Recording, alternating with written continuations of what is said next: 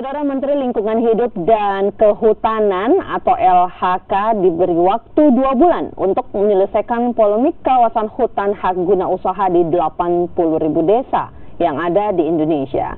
Hal ini disampaikan oleh Menteri LHK Siti Nurbaya Bakar saat menghadiri acara pelantikan Rektor UKI Paulus Makassar Sabtu siang. Pasca debat pemilihan presiden yang menyebutkan adanya 1% kaum elit yang menggunakan lahan berstatus HGU atau hak guna usaha yang diantaranya dimiliki oleh calon Presiden Prabowo yang ada di Kalimantan dan Aceh Tengah.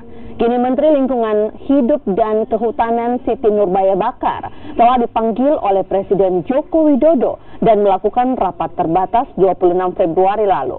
Siti Nurbaya menjelaskan hal ini di depan audiens saat menghadiri pelantikan Rektor Universitas Kristen Indonesia Paulus Makassar Sabtu siang.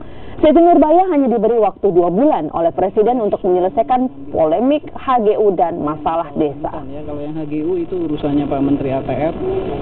Saya sedang melihat dan menyiapkan para ahli dulu karena harus dibahas juga ya secara teori dan konseptualnya seperti apa, dan mungkin minggu depan kita rumuskan bersama para ahli.